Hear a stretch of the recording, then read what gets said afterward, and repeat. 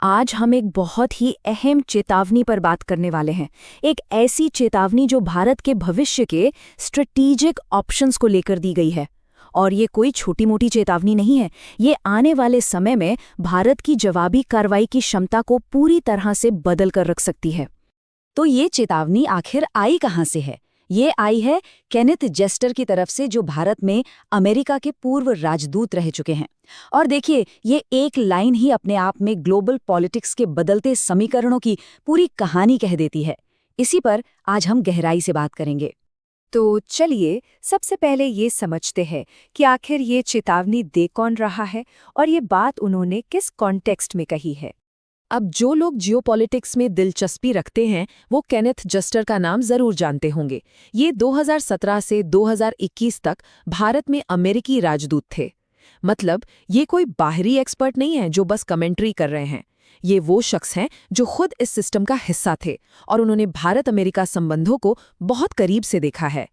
तो जस्टर का जो मेन मैसेज है वो एकदम सीधा और साफ है। उनका कहना है कि भविष्य में अगर पाकिस्तान से कोई बड़ा आतंकी हमला होता है तो भारत के लिए बालाकोट जैसी कोई बड़ी मिलिट्री कार्रवाई करना बहुत मुश्किल हो जाएगा।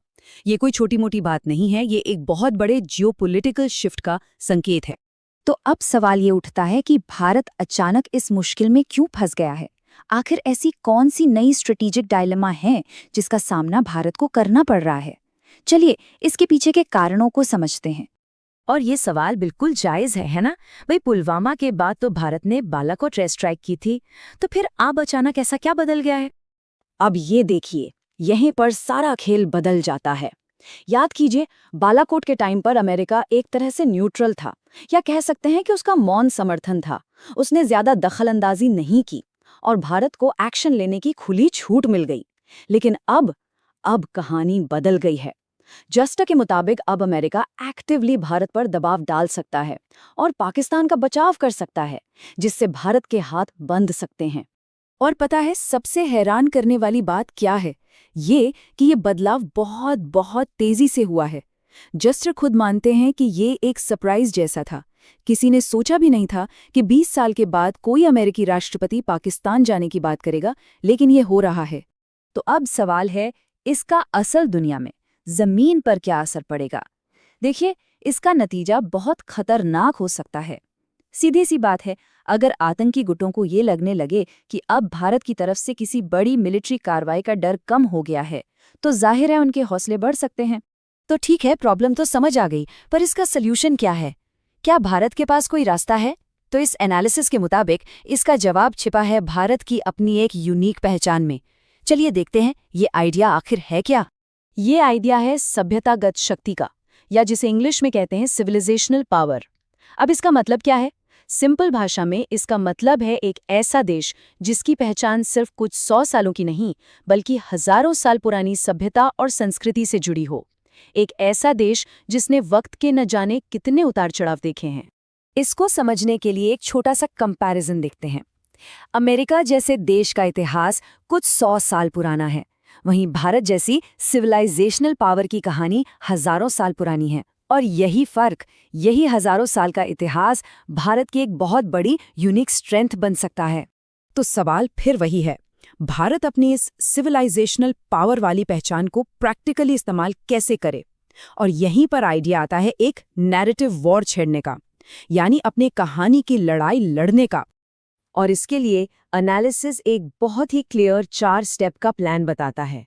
और ये प्लान सिर्फ मिलिट्री पावर का नहीं है, बल्कि ये इस बारे में है कि भारत अपनी कहानी, अपना नैरेटिव पूरी दुनिया को कैसे सुनाता है।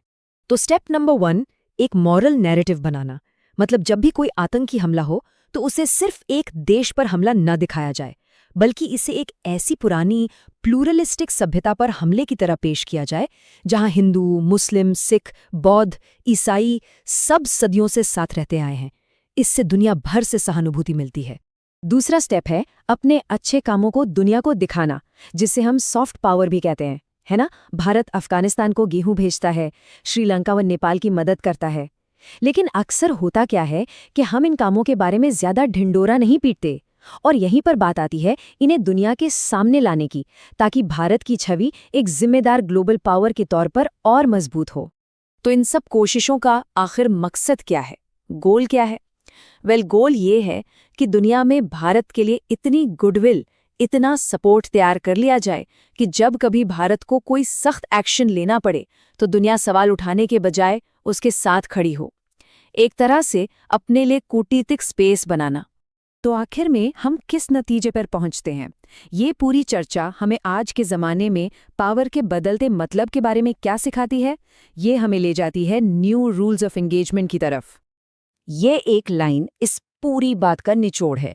आज की दुनिया में अगर आपका नैरेटिव कमज़ोर है तो कोई छोटा देश भी आपको ग्लोबल स्टेज पर पटक नहीं दे सकता है। तो बॉटम लाइन क्या है? बॉटम लाइन ये है कि आज पावर का मतलब सिर्फ S-400 या अग्नि 5 मिसाइलें नहीं हैं। आपकी कहानी, दुनिया में आपकी इमेज, यानी आपका नैरेटिव, ये भी उतना ही बड़ा, बल्कि शायद उससे भी बड़ा हथियार बन चुका है। हार्ड पावर और सॉफ्ट पावर अब अलग-अलग नहीं है। तो आखिर में ये पूरी बातचीत हमें एक बहुत बड़े सवाल के साथ छोड़ जाती है। क्या 21वीं सदी का असली युद्ध क्षेत्र, असली बैटल ग्राउंड जमीन, हवा या पानी नहीं, बल्कि लोगों का दिमाग है, जहां नैरेटिव की लड़ाई लड़ी जाती है? ये वो सवाल है जिसका जवाब आने वाला वक्त ही देगा और भविष्य की राजनीति की दिशा तय करेगा।